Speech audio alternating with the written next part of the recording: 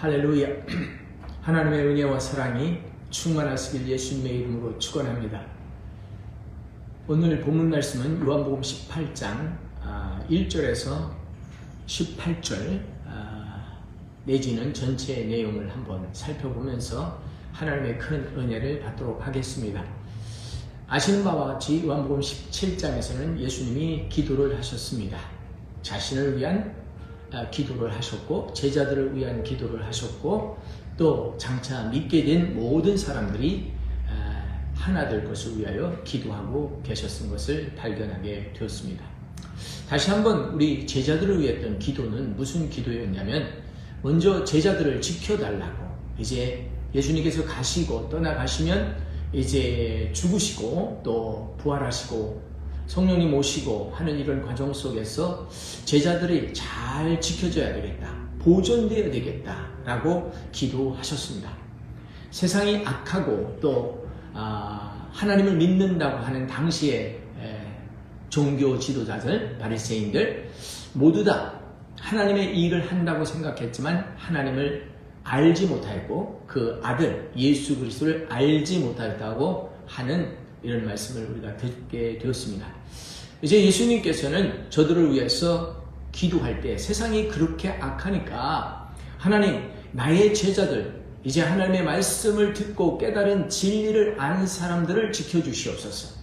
저들을 악에서 구원하여 주시옵소서. 악에 빠지지 않게 하여 주시옵소서 하고 기도했던 것을 우리는 깨닫게 됩니다. 예수님께서 제자들에게 기도를 가르쳐 주실 때 세상에서 정말 죄 속에 살아갈 때 이 죄에 빠져들지 못하게 하고 악에서 구원해달라고 하는 이 기도를 데일리 기도, 매일 기도 중에 하라고 말씀해 주셨습니다. 또한 진리로 너희가 거룩하게 되라. 아버지의 말씀은 곧 진리니 그 진리를 깨닫는 자가 자유케 되리라고 하는 말씀을 주시면서 진리로 거룩하라. 저와 오늘 우리의 사명은 말씀 안에서 깨끗하고 거룩하게 지킴을 받는 것입니다. 그리고 마지막, 이 모든 제자들이 그리고 모든 사람이 하나 되게 하여 주시옵소서라고 기도했어요. 아들은 아버지 안에, 아버지는 아들 안에, 아들은 성도들 안에, 성도들은 예수 안에 하나 되게 하여 주시옵소서. 하나 된다고 하는 것은 큰 능력을 의미하는 것입니다. 사랑하는 성도 여러분, 우리 믿는 사람들이 나누어지지 않고 하나가 된다면 큰 능력을 행할 수 있습니다. 지도자와 또 다른 모든 사람이 함께 하나가 된다고 하는 것은 놀라운 일을 할 수 있습니다. 의견이 다를 수는 있지만 하나 되게 하는 노력과 하나 되게 하는 성령님의 인도하심이 말씀 안에서 묶어주시기 때문에 하나 될 수 있습니다. 오늘 우리가 하나 될 수 없는 환경 속에 있는 여러 지체들이 있겠지만 하나 되게 하는 이런 은혜를 구하여야 되겠습니다. 요한복음 18장에 보면 이제 예수님께서 말씀을 다 이러한 기도를 다 마치시고요. 제자들과 함께 기드론 시내 건너편으로 나가셨어요. 나가셨는데 그 나가신 그곳에 동산이 있는데 그 동산에 제자들과 함께 들어가셨다. 제자들이 모여있던 곳에서 잘 기도하고 가르쳐 주시고 나가셔서 동산으로 들어갔다고 하는 이 의미가 무엇을 가져다 줄까?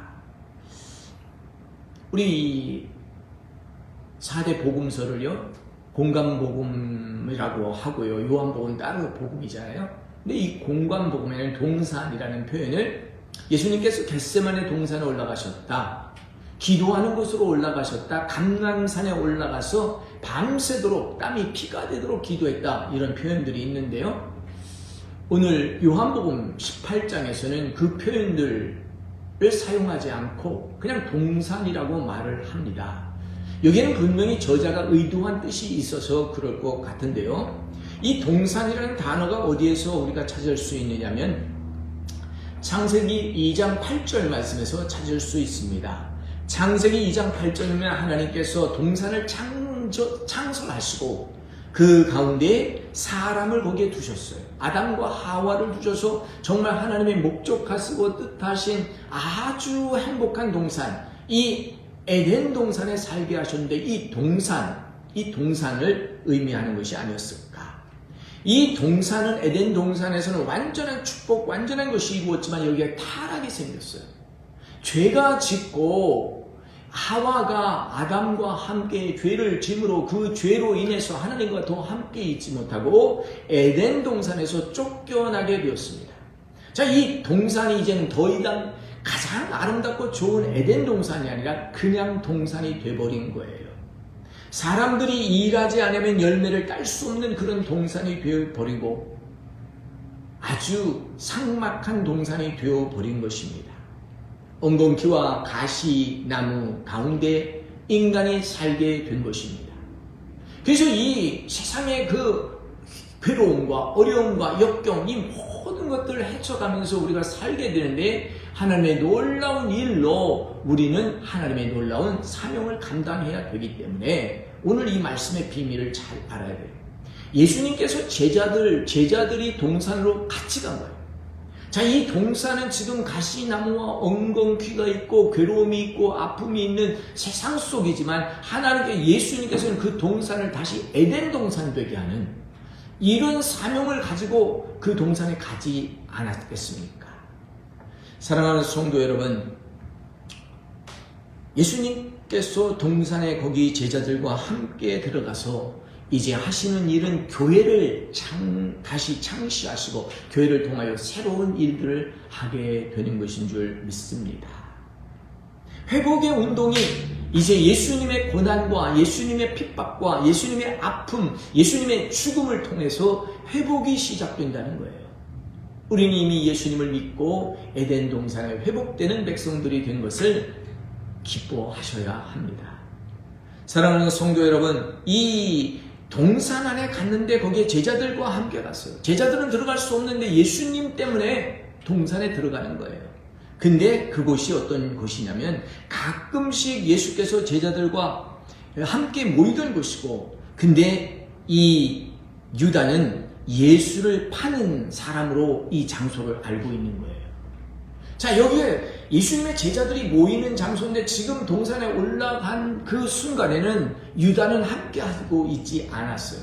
근데 유다는 예수님과 제자들이 모이는 장소를 알았기 때문에 그 다음 장면 3절에 보면 유다는 군대와 대제사장과 바리새인들에게서 얻은 아랫사람들을 데리고 등과 횃불 그리고 뿐만 아니라 여기 대제사장과 바리새인들이 다 오는 거예요. 그래가지고 뭘 들고 오냐면 등과 횃불과 무기를 가지고 이제 예수님을 잡으러 오는 모습입니다. 유다는 아담의 실패한 모습을 상징하고 있어요. 실패한 우리의 모습을 상징하는 것은 아닐까? 예수님께서는 이제 첫째 아담이 아니라 둘째 아담으로 오셔서 우리를 회복하시기 위하여 이곳에 왔는데 제자들과 함께 거기 들어갔는데 이 장소를 아는 유다가 군대를 동원하고 대제사장과 바리새인의 아랫사람 즉 종들을 데리고 와서 예수님을 잡겠다고 오는 모습을 봤어요. 참 여기에 아이러니한 거는 예수님이 누굽니까? 예수님이 대제사장일 뿐만 아니라 세상에 빛으로 오신 거예요. 횃불보다 수백 배, 수천 배 밝은 세상을 밝히는 등으로, 세상을 밝히는 불로, 라이트로, 빛으로 이 세상에 왔잖아요. 근데 이 새벽 깜깜한 이 가운데 어둠이 짙은 그 가운데 작은 등을 들고 예수님을 잡으러 오는 모습, 너무나 적막한 곳에 빛과 횃불을 들고 무기를 들고 오는 그들의 모습이 오늘 우리가 아닌가 한번 생각해 봐야 돼요. 나름 열심히 있겠지만 나름 열심이 아니라 하나님을 모르기 때문에 예수님이 하나님의 보내심을 입은 아들이었다는 것을 모르기 때문에 그는 예수님을 핍박하고 예수님을 잡는 거예요.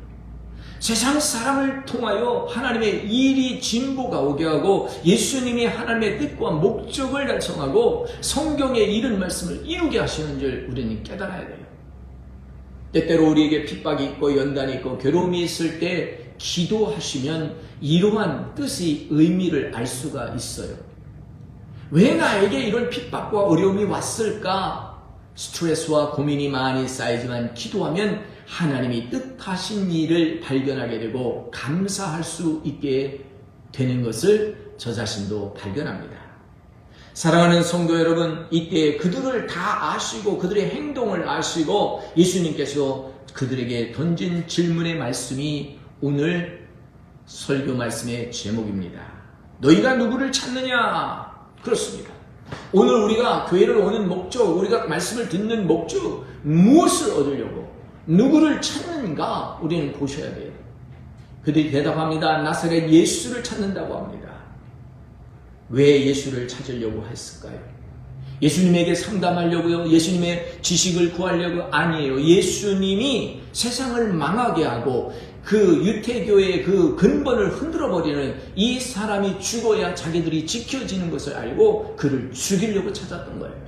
절대로 우리는 예수님을 모함하거나 예수님을 욕되게 하거나 예수님을 다시 팔아넘기는 이러한 죄인의 자리에 서지 않도록 우리는 늘 깨어 기도할 수 있어야 되겠습니다. 예수께서 그 당한 일을 다 아시고 나아가 이르되 너희가 누구를 찾느냐? 그들이 대답하여 나사렛 예수라 하거늘 내가 그니라. 예수님께서 내가 그라고 말씀을 하죠. 에고 에미, 내가 바로 그다. 예수님이 메시아라고 하는 말씀을 이런 표현으로 말씀하죠. 당신들이 찾는 사람이 나다 라고 에고 에미라고 하는 단어를 사용해서 자신을 드러내고 있어요. 그때 유다도 그들과 함께 섰는데 예수께서 그들에게 다시 내가 그니라 하고 설명을 할 때 그들이 모두 물러가서 땅에 엎드러졌다고 합니다. 어떻게 이 말씀을 우리가 잘못 들으면 그들이 경배를 했나 예수님을 알았나 싶은데 그게 아니었어요. 나사렛 예수? 우리가 이름을 듣긴 들었는데 나사렛 예수가 어떤 분일까? 대부분이 다 알고 있었죠. 그래서 그는 한 발 물러서서 땅에 떨어지는, 엎어지는, 아차 싶은 이런 생각을 잠시 가졌던 것을 보게 됩니다. 그래서 예수님께서는 다시 그들에게 너희가 누구를 찾느냐 말하되 나사렛 예수라고 하니까 다시 한번 내가 그다. 내가 그니까 18절에 보면 나를 찾거든 이 사람들은 가는 것을 용납하라. 다시 말하면 당신들이 찾는 게 나니까, 나사렛 예수 나니까 내 제자들은 그대로 용납하고 보내주라. 살려주라. 그들은 겁박하지 말라. 이런 뜻으로 해석할 수 있겠죠. 예수님께서 나사렛 예수라고 하는 이 말씀, 다른 세대는 그냥 예수라고 했는데요. 여긴 나사렛 예수, 왜 나사렛 예수일까요? 왜 그들은 나사렛을 찾아서 그 앞에 이 단어를 붙였을까요? 마태복음 2장 23절에 보면 구약의 말씀을 이루려 한다고 하였습니다. 이사야 11장 1절에 보면 이새의 뿌리에서 한 가지가 나오는데 이 가지를 나츠르, 즉 나시리라고 하는 표현을 한다고 합니다. 나시리는 구별된 사람이잖아요. 나사렛은 구별되었는데 천하고 보잘것없고 아무것도 없는 그곳에서 하나님의 아들이 나와서 하나님의 한 가지가 나와서 하나님의 말씀을 예언을 성취하는 이러한 놀라운 일을 하고 있다고 하는 상징적인 표현이에요. 그러니까 나사렛 예수라고 하는 말씀은 하나님의 구별을 띄었던 사람, 천하고 천에서 정말 이 인간 대접도 못 받는 그런 상황 속에서 말구유에 태어났지만 하나님의 뜻을 이루는 거룩한 하나님의 아들로서 이 사명을 감당하고 있다고 하는 나사렛 예수. 너희가 찾는 나사렛 예수가 바로 나다 라고 이야기를 해 주시고 예수님께서는 이 말씀을 하시고 내가 그라고 설명하고 있습니다. 내가 바로 너희가 찾는 사람이니 너희가 찾는 사람이 바로 나니 이 제자들은 보내달라 라고 말씀해요. 여러분, 나는 고난당해야 돼도 나와 함께하는 사람은 살아야 되는 것입니다. 내가 핍박을 받더라도 나와 동행했던 사람은 영광을 받을 수 있도록 높여줘야 돼요. 그래서요, 제자들이 지금 용기 백배에서 베드로가 그 찾아온 사람들 중에 한 사람의 칼을 들어가지고 그의 귀를 잘랐어요. 10절에 보면 그런 말씀이 나오죠. 시몬 베드로가 칼을 가졌는데 그것을 빼어 대제사장의 종을 쳐서 오른편 귀를 베어내니 그 종의 이름은 말고라.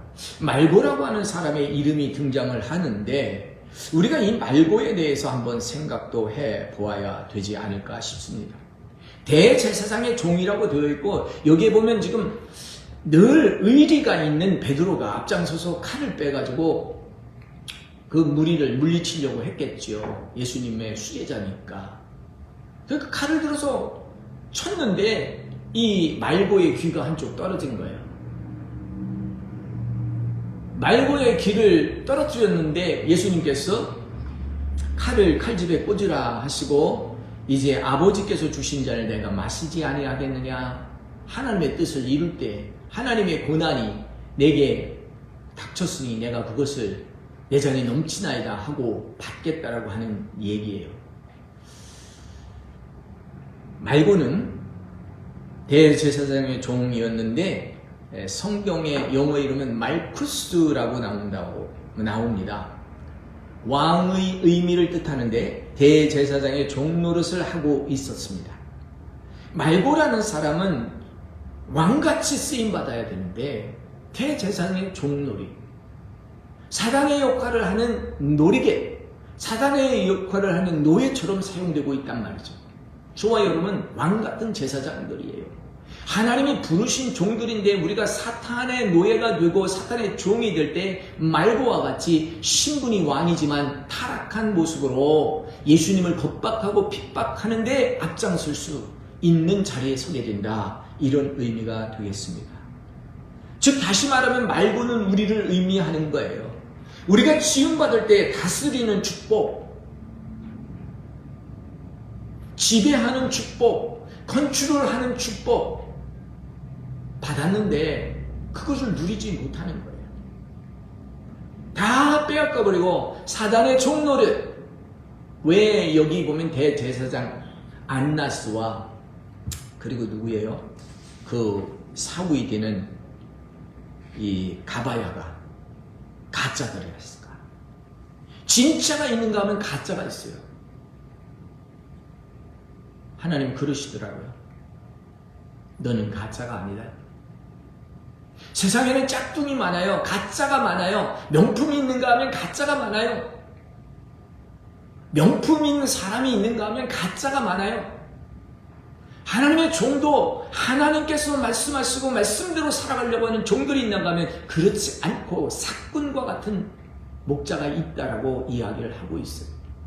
오늘 우리가 회개하고 반성해야 되는 것은 혹시 하나님이 주신 사명을 잃어버리고 말고처럼 왕같은 신분을 잃어버리고 사단의 노예로 살지 않았는가? 세상의 평판과 명예가 두려워서 도망치지는 않는다. 오늘 저도 스스로 책망하면서 깨닫습니다. 와, 하나님 주신 것이 하나님 주신 진짜 사명이 있었구나. 내가 너를 이 땅에 이 시간에 이 교회에 보낸 사명이 내게 있구나 라고 말씀해 주실 때 감격 감사할 뿐이에요.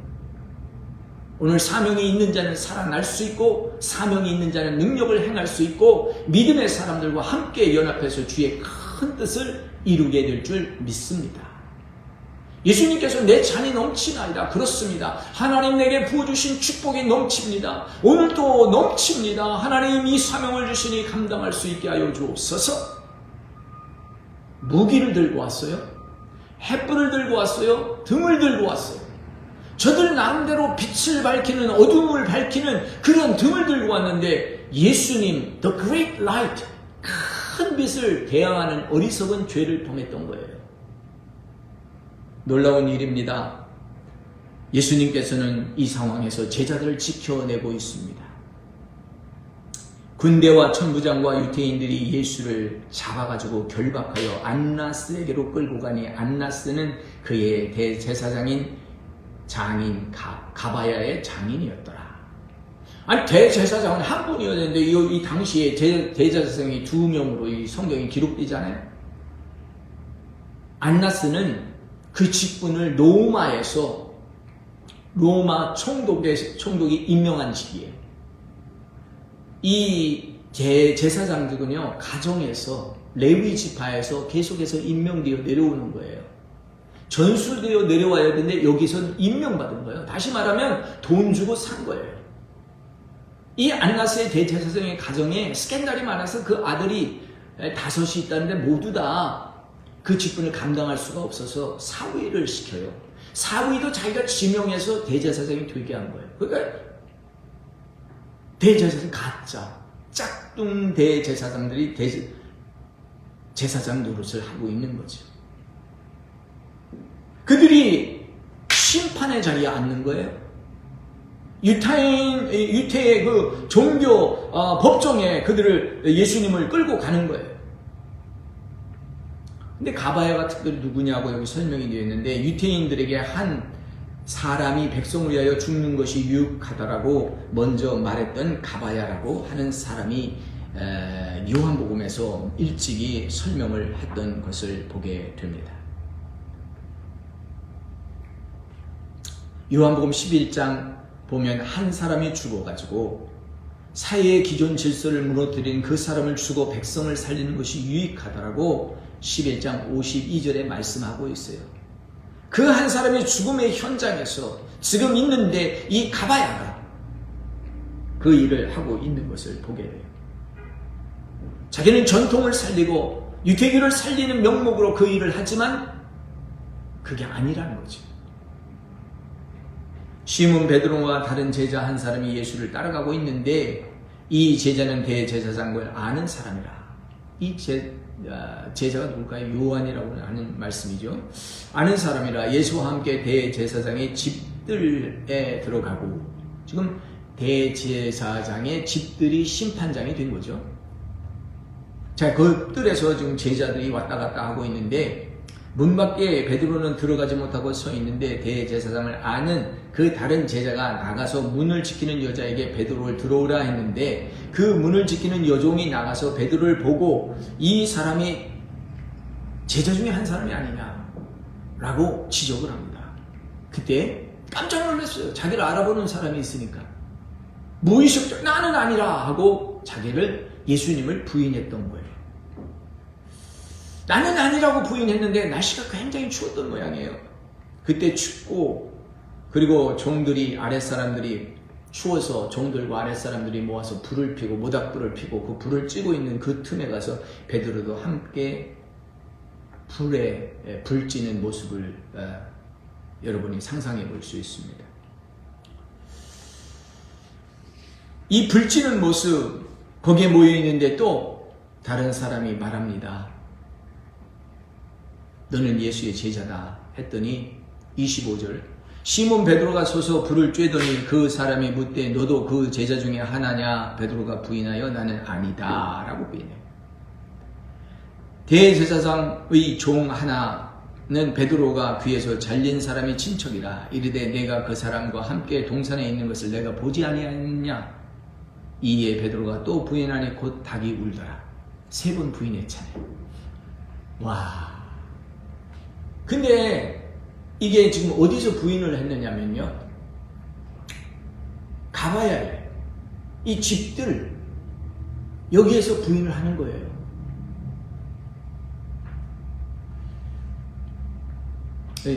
안나스의 집들에서. 안나스의 집들에서 베드로가 3번이나 부인한 거예요. 그러니까 예수님이 말씀한 닭이 울기 전에 3번 내가 나를 부인할 것이라는 말씀이 성취되는 거죠. 무서운 얘기예요. 그래서 예수님은 그를 버리지 않습니다. 예수님은 그를 끝까지 이제 부활하신 후 그를 찾아가서 그를 숨을 내쉬면서 평안하라 하면서 생명을 불어 넣었던 것을 보게 됩니다. 우리는 잘못할 수 있고 부인할 수 있고 실수할 수 있지만 그 수치와 모욕 속에 살아가지 말아야 돼요. 다시 거기에서 수치와 모욕 속에서 일어나서 부활의 권능을 잡고 예수의 이름으로 회복되어야 됩니다. 그래서 예수님은 베드로를 찾아가서 베드로를 회복시키잖아요. 내가 나를 사랑하느냐? 아가페스네, 내가 나를 사랑하냐? 미안하니까 주님이 아십니다로 답을 하고 말지요. 사랑하는 성도 여러분, 오늘 우리의 실패의 자리에서 예수님이 찾아오셔서 평강을 주실 줄 믿습니다. 평강을 주신다는 것은요, 관계의 회복을 주신다는 거예요. 하나님과 아들의 관계 사이, 아들과 나와의 관계 사이 다 절단된 것을 회복시켜주는 거예요.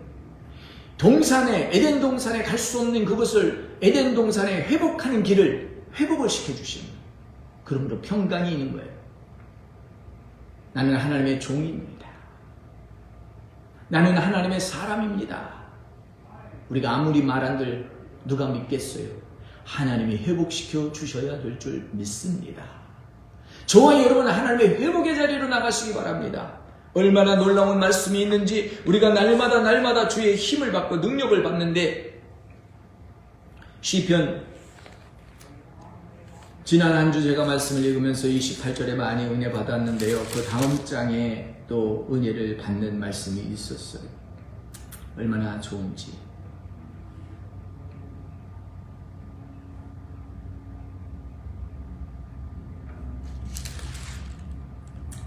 시편 29편 11절 말씀, 여호와께서 자기 백성에게 힘을 주시며 여호와께서 자기 백성에게 평강의 복을 주시리다. 자기 백성에게 힘을 주시고 자기 백성의 평강의 복을 주십니다. 우리가 힘이 필요해요. 힘은요, 우리가 근력운동에서 힘도 얻을 수는 있겠지만요, 우리의 힘은 내재하시는 성령께서 나에게 주시는 담대함이 힘이 되는 줄 믿습니다. 성령께서 내게 주시는 기쁨의 회복이 힘이 될 수 있어요. 여러분, 힘을 얻으시기 바랍니다. 성령 안에서 무시로 기도하시기 바랍니다. 지금 예수님께서는 이 고난, 이 사명 어려운 자리에서 죽음을 맞고 있는데 내가 내 잔을 받들리라, 칼을 멈춰라, 이렇게 담대하게 증거. 능력의 시간, 말씀의 시간, 권능의 시간, 우리는 담대할 수 있도록 하나님의 능력과 권능이 부어지도록 성령 안에서 기뻐할 수 있어야 될 줄 믿습니다. 여호와께서는 자기 백성에게 힘을 주시며 여호와께서는 자기 백성에게 평강의 복을 주시리로다. 얼마나 좋은지요. God will give you strength and God will give you the peace of God. 하나님이 관계를 회복시켜 주신다는 거예요. 성령님을 우리에게 보내주심으로 말미암아 우리는 새 힘을 얻게 됩니다. 사랑하는 성도 여러분, 오늘 우리는 아버지의 뜻대로 사명의 자리로 나가야 되는데, 이 사명 지금 동산에 가서 지금 기도하는 시간에 다른 성경에 보면 제자들은 다 졸고 잤다고 그래요. 예수님만 피가 땀이 들어 깨어서 기도하고 계셨어요. 여러분, 제자들은 기도에 실패해서 예수님을 내어주게 되었잖아요. 여러분, 우리는 기도에 실패하면 사역에서 실패합니다. 사역에서 실패한다는 것은 사명에서 실패하는 거예요. 저와 여러분은 기도의 사명자고, 저와 여러분 복음의 전사자고, 이제 사도 하나님께서 바울을 통하여 우리에게 전도의 사명을 주셨기 때문에 많은 제사장, 하나님의 보좌 앞에 담대히 들어가는 제사장이란 말이에요. 말고와 같이 가짜 짝퉁 대제사장의 종로로 타지 말고, 종교인이 되지 말고 신앙인이 될 수 있도록 우리가 헌신해야 되겠습니다. 사랑하는 성도 여러분, 예수님의 기도를 통해서 저는 많은 은혜를 받았어요. 본인이 자신을 위하여 기도한 것은 하나님 아버지가 영광을 받아야 되기 때문에, 제자들이 다른 길로 가지 않고 내가 깨어있을 때 주었던 말씀이 저들이 기억날 수 있도록 해달라고 기도해요. 하나님, 나의 제자들을 지켜주세요. 저들을 악에서 구원하여 주시옵소서. 저들을 진리의 말씀으로 거룩하게 하여 주시옵소서. 진리의 말씀은 아버지의 말씀이잖아요. 아버지 품에 오래 안겨있고 아버지 품에 오래 머무는 자가 진리의 말씀을 가지고 오는 거예요. 우리가 하나님 안에, 예수 안에 오래 있다가 주의 말씀을, 예언적 말씀을 선포하게 될 때 능력이 나타나게 되는 거예요. 오늘 하나님 밴쿠버 리바이벌 센터에 수정교회에, 네팔교회에 하나님의 무한한 능력이 오늘 이와 같이 하나님께서 자기 백성에게 힘을 주시고 평강의 복을 주신 것처럼 넘치는 은혜가 있기를 간절히 소망하여 봅니다. 얼마나 놀라운 일일까요? 이렇게 제자들이 이 아랫사람들이 불을 찌고 있던 그 불이라는 거는, 이 불에 대해서 우리가 다시 한번 생각해 봐야 되는데, 이 불은요, 어떤 불이었을까? 안트라키아라고 하는 이 불인데요. 안트라키아가 뭘까요? 요한복음 20장 29절 보면 예수님께서 부활하신 후 제자들을 갈릴리 앞바다에 나가서 아침 식사를 준비하는 그 불꽃이 안트라키아 불꽃이었어요. 근데 예수님을 겁박하고 잡아가는 그 밤에, 그 추운 밤에 그 대제사장의 종들과 함께 추워서 불을 찌고 있던 것도 안트라키아예요. 배반의 불을 찌고 있었던 그 불에서 예수님께서는 그 불을, 똑같은 불을 사용해서 예수님께서 우리의 식사를 만들어 주시는 거예요. 야, 제자들아 이리 와라. 쉬고 먹어라. 새 힘을 얻으라. 이렇게 말씀하는 거예요. 밥 먹고 일해야 되지 않냐 하는 이런 말씀입니다. 내가 너를 사랑한다. 내가 나를 3번이나 부인했지만 너는 내가 나를 사랑하냐? 그렇다면 내 양을 치라. 내 양을 먹이라. 내 양을 치라. 사명자로 바꾸어서 우리에게 보내주시기 때문에 우리는 반드시 주님을 더욱더 사랑해야 될 줄 믿습니다. 하나님의 능력이 오늘 이 말씀을 듣는 모든 성도들, 그리고 방송을 통하여 이제 접하게 되는 모든 성도들에게 하나님의 크신 은혜가 넘치시기를 예수님의 이름으로 축원합니다. 동산에 예수님께서 올라가셨어요. 이 동산에 올라가신 것은 그 동산이 에덴 동산 되게 하도록 고난과 핍박과 죽음을 마다하지 않고, 예수님의 제자들은 그 밤에 도망치고 자기를 부인하고 다 흩어졌을지라도 예수님은 다시 그들을 찾아가서 힘을 주시고 용기를 주셨어요. 여러분들이 실패한 자리에 지금도 머물고 있습니까? 절대로 실패한 자리에 있지 마시고 앞으로 나오시기 바랍니다. 사명이 있는 곳으로 가시기 바랍니다. 여기에 주의 영광, 하나님의 뜻하신 일이 저와 여러분 앞에 이루어질 줄 믿습니다. 오늘도 주께서 주시는 잔을 기쁨으로 맞이하시는 능력의 하루 되시기를 예수님의 이름으로 축원합니다.